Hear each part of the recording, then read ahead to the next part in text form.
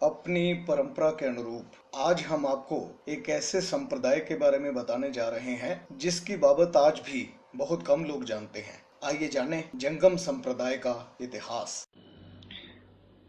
मनोहरशुक्ला.com में मैं मनोहर शुक्ला आपका स्वागत करता हूं।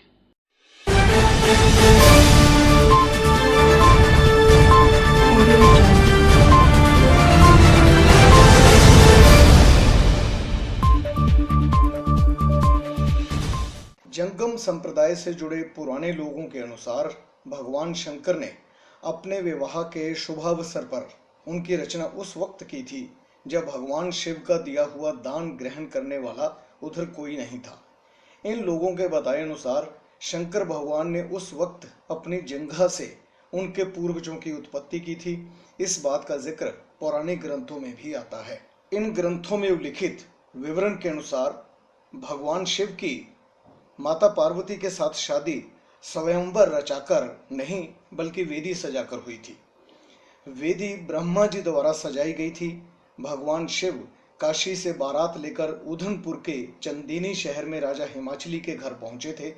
पार्वती इन्हीं राजा की पुत्री थी। ये पहला मौका था जब कोई शादी बिना स्वयंवर के हुई थी। खैर, लगन के बाद भगवान शिव व माता पार्वती ने फेरे लेने शुरू किए।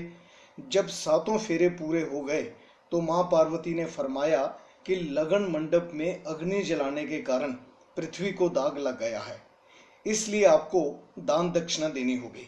भगवान शिव ने सोने के 5 टके और 5 ही वस्त्र एक थाल में रखते हुए ब्रह्मा जी से यह दान ले लेने का आग्रह किया, लेकिन ब्रह्मा जी ने इनकार करते हुए कहा कि वह सूतक पातक यानी जन्म व मृत्यु के समय का ही खा सकते हैं। उन्होंने साफ कहा कि वह शिव व शक्ति के निर्मल मैल को नहीं खा सकते। ऐसा करने से उनका जड़ मूल से विनाश हो सकता है। ब्रह्मा जी के मना कर दिए जाने पर भगवान शिव भगवान विष्णु के पास जा पहुंचे। विष्णु भगवान ने शिव भगवान को समझाया कि अगर वह इस तरह दान लेने लगे तो विश्व में देने वाला कोई न रहेगा। विष्णु जी व ब्रह्मा जी द्वारा शिव जी से दान लेने को इनकार कर देने पर पार्वती ने शिव भोले से कहा कि वह अपने पुरोहित स्वयं पैदा करें जो उनसे दान ले सकें। तो भगवान शिव ने कैलाश पर्वत से कुशा मंगवाकर उसका पुतला बनाया। साथ ही अपनी दाईं जांघ में चीरा लगाकर इसमें जान डालते हुए इसे जंगम नाम दे डाला। फिर उससे कहा, मेरे ब्याह का दान आपको लेना होगा। इस पर जंगम ने कहा, आपका दिया हुआ दान हाथ में लूंगा तो मेरे हाथ जल जाएंगे। वस्त्र मेरे पास कोई है नहीं जिसमें दान ले सकूं। ऐसे में बताइए कि अभी के अभी आपका दान लूं तो लूं कैसे। जंगम को भगवान शिव से इस तरह बात करते देख विष्णु भगवान ने जंगम को कलगी, भगवान शंकर ने नाग व मुकुट, मां पार्वती ने कर्णफूल, ब्रह्मा जी ने जनेऊ और शिव जी के नंदी बैल ने टल्ली यानी घंटी प्रदान कर दी। फिर तो जंगम ने सहर्ष टल्ली आगे बढ़ाकर इसमें शिव पार्वती के ब्याह का दान ग्रहण कर लिया। इसके बाद जंगम संप्रदाय अपने अस्तित्व में आ गया। जंगम के शाब्दिक अर्थ की बात की जाए तो शब्दकोश के अनुसार इसका अर्थ है चलने वाला अथवा जिसे एक दूसरी जगह ले जाया जा सके। शायद यही वजह है कि ये लोग बैठकर विश्राम न करते हुए अधिकांशतः चलते दिखाई देते हैं। उपलब्ध जानकारियों के अनुसार यह एक प्रकार का लिंगायत संप्रदाय है। लिंगायत शैव संप्रदाय के गुरुओं की उपाधि होती थी। ये लोग एक विशेष प्रकार के साधु होते थे जो अपने जीवन पर्यंत सदैव घुमक्कड़ बने रहते थे। फिर ये लोग कस्बा नगर की सीमाओं में ना बंधकर प्रदेश और यहाँ तक कि समूचे देश की फेरी भी लगा लिया करते थे। इनमें 2 प्रकार के साधु हुआ करते थे, सन्यासी और गृहस्थी। वर्तमान दौर में जंगम संप्रदाय के लोगों ने सन्यासी जीवन को तिलांजलि देते हुए गृहस्थ जीवन को आत्मसात कर लिया है। हालांकि पहले इनमें से अधिकांश लोग यति का जीवन व्यतीत किया करते थे। अब तो इस संप्रदाय के अधिक लोग अपने परिवार के साथ रहते हुए निष्ठा पूर्वक अपने बच्चों को पढ़ा लिखा कर समाज के अभिन्न अंग बनाने की कोशिश में हैं। ये लोग सात्विक खाना खाते हैं, शराब और मांस से पूरी तरह दूर रहे हैं, लेकिन मौजूदा दौर में सुल्फा, भांग, आक, धतूरा और तंबाकू आदि का इस्तेमाल खुलेआम करने लगे हैं। आज के दौर में लगभग प्रत्येक जंगम अपने मूल नाम के पीछे देरु, शील, लंगोच और मूल शब्द भी जोड़ने लगा है। इनमें देरु शब्द उसी जंगम के नाम के पीछे जोड़ा जा सकता है जिसने संप्रदाय के विशिष्ट व्यक्ति से शिक्षा दीक्षा ग्रहण की हो। इनकी शिक्षा दीक्षा सरल मगर पारंपरिक होती है। इसके तहत ये लोग शिव पार्वती के विवाह की कथा कंठस्थ करते हैं। फिर इन्हें इसी कथा को सुर ताल में गाते हुए फेरी लगानी होती है। जंगम लोग बताते हैं कि यह कथा मूल रूप में किसी जंगम कवि द्वारा रची गई थी, जिसमें समय समय पर थोड़े बहुत परिवर्तन भी होते गए। वर्तमान समय में प्रत्येक जंगम अपने ढंग से इस कथा को दोहराता है। अपने पिता की बजाय किसी अन्य श्रेष्ठ जंगम को गुरु धारण करते हुए उससे शिक्षा दीक्षा ली जाती है। गुरु अपने शिष्य को ओम नमो शिवाय के मंत्र का एक विशेष रूप में जप करने का अभ्यास कराता है। साथ ही एक विशेष प्रकार के वाद्य यंत्र मंजीरी की सहायता से कथा गायन भी सिखाता है। इन लोगों की वेशभूषा काफी अहम होती है।